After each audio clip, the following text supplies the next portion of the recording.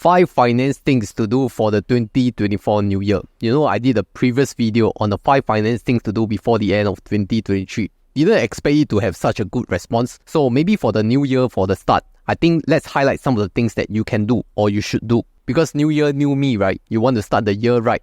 But let's be clear that this is not financial advice, and you should always relook at your own personal situation to determine whether it is the right move for you. Starting with the first one that I always advocate, which is to voluntarily contribute or top up your CPF. And you can top up to either your special account, which is the retirement sum top up, or you could voluntarily contribute to your Medisave account, which is VCMA. Now, those regular viewers of my channel will know why I want to top up CPF. But if you're on the fence whether you want to top up to the special account or Medisave account, I will always suggest that you voluntarily contribute to the Medisave account first. Because for Medisave account, there are many usage of it, right? You can pay for your integrated shield plan, you can pay for your CareShield Life and also CareShield Life supplements if you prefer. Whereas for the special account, it is really reserved for the long-term retirement plan, which you can only withdraw after you have hit 55 plus you have hit the full retirement sum at that age. Also, the funds voluntarily contributed to Medisave are not reserved, whereas the funds top up to your special account are reserved funds, which means that they cannot be invested, they will be reserved for the setting up of the retirement account. So that may ultimately affect your CPF shielding strategy if that is still applicable at your age of 55. And like I said, every year on the 1st of January, when your CPF annual interest have been credited,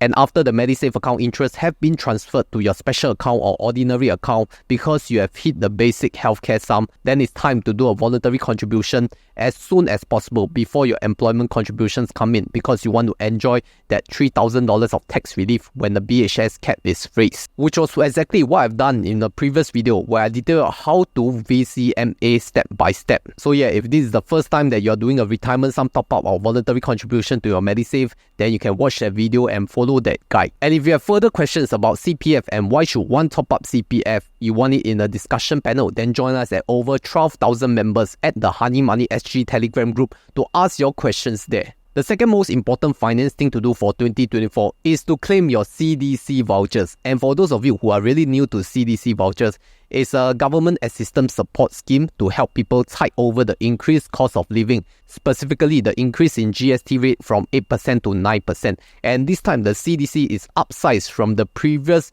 $300 per year to now $500 per year per household. And it can be split to 2 types of CDC vouchers. The first $250 is for the supermarket or grocery vouchers. That's where you can spend on these grocery merchants like Giant or NTUC FairPrice. And they do have some promotions like cashback kind of thing, but it's all time limited and quantity limited. So make sure you check those terms and conditions if you want to use the CDC vouchers and claim some cashback or return voucher. The other $250 is more for use at these small shops or small hawker stores or small wet market stores where they have displayed all these CDC vouchers eligible to be made for payment. So you can look for these hawker stores or market stores with CDC sticker, then you can use your CDC to go and pay for it.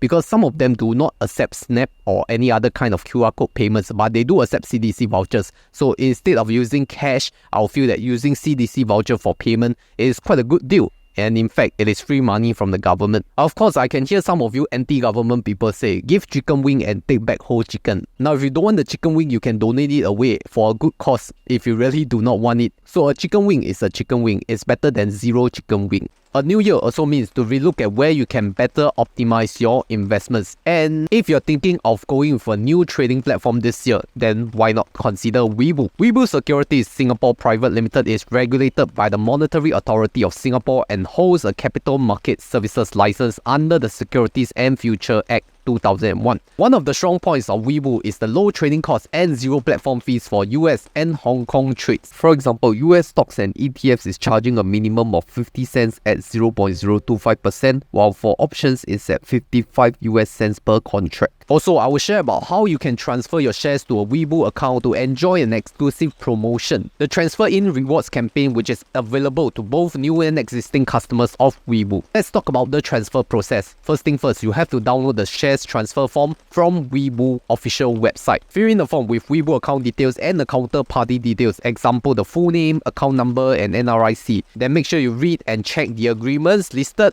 And then on the next page, you can fill in the serial number, the symbol, the ISIN number, security name, and the number of shares in whole. Finally, email the completed form to clientservices@webullsg.com. The next step is to initiate the transfer, and you have to go to your current broker and provide them the details for Webull, which includes the organization name, the contact person, the email, custody account number, which is your client account number, and then the DTC participant code of 0158. And of course, there are some important notes that you have to keep in mind. There must be no change of the beneficial ownership, which means it must be in your name. Webull Singapore only supports depository, trust and clearing DTC share transfers, and currently ACAT transfer is not supported. And if you're asking how long will the share transfer take, according to Webull, it will take up to 21 business days for processing. And the minimum threshold for share transfer in is $5,000 mark to market value. So what is the share transfer in promotion all about? From now till 31st January, transfer in your shares to Webull and you can earn all these fantastic rewards. Even if you have an existing account with Webull, as long as you have not transferred in any shares,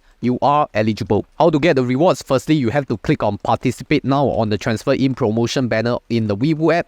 Fill out the shares transfer in request form, make an initial transfer in of $5,000 or more, and submit a valid proof within 21 days. You will then receive one cash voucher capped at $150 to subsidize any transfer out fee charged by other brokers, and one commission-free card for 100 trades of US stocks or options. But hold on, that's not all, because you will receive up to 4 batches of Tesla shares worth $2,000 when you transfer in shares valued at least $25,000 and fulfill the holding period, or up to 4 batches of Tesla shares worth $1,000 when you transfer in shares valued at least $5,000 and fulfill the holding period. So don't miss out on all these incredible rewards even for existing users who have not transferred in the shares, and refer to the official terms and conditions for all the details. Use my referral link down below or scan the QR code right here to sign up for the Webull account today. The fourth finance thing that you can consider to do is to contribute to your SRS, and I know I mentioned it in the previous video, but for some people, they are waiting for the new window to open in year 2024 because they can now contribute another $15,300 to the SRS account for tax relief. For those who are unfamiliar with the Supplementary Retirement Scheme or SRS, it is a tax-deferred scheme whereby if you pay less tax for the current year, then you defer these taxes until you are much older. It will be taxed at a much lower rate, in fact 50% off. But let me be very clear that SRS is only effective for those people who have high income and they want to have a little bit of relief on their taxes.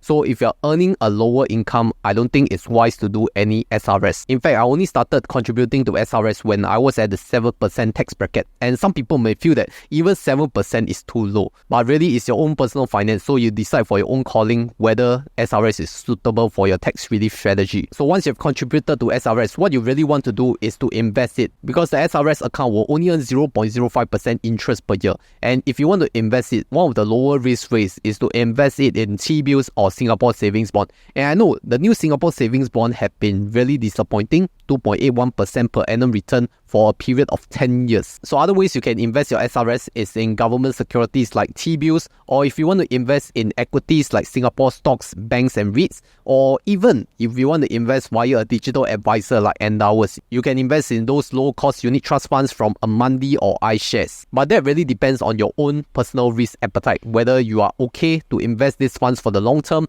in this kind of equity profile. So you have to do your own due diligence to assess your own risk level on how you want to utilize your SRS. My final finance action for 2024 is to announce that your annual limit for prepaid wallets have been refreshed again, and specifically the Grabpay wallet. You know, our longtime friend Grabpay, long time never hear of this, but now the annual limit has been refreshed. So for those of you who have utilized the $30,000 of prepaid wallet limit last year, this year you can continue using it. And in fact, if you have read the news, Utrip has now announced that the annual prepaid wallet limit spending has been increased to $100,000, and the Utrip wallet can now hold $20,000. So it's good for those who want to make a lot of foreign currency purchases in huge amounts, like you want to pay school fees for overseas.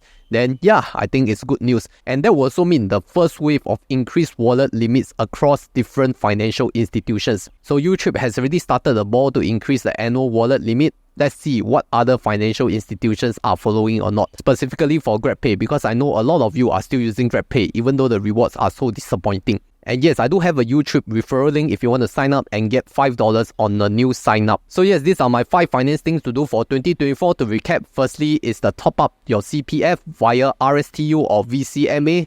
Second thing is to claim your CDC vouchers for the year of 2024, total of $500 per household. Thirdly is to consider replacing your trading platform and transfer in the shares to Webull to get all those transfer in rewards. Next up is to contribute to your SRS with the new $15,300 of cap. And finally is the prepaid wallet annual spending limit has been refreshed again. And here's to a great start of the year, but if you do not want to miss these finance actions that you should do before year end, then refer to this video right here.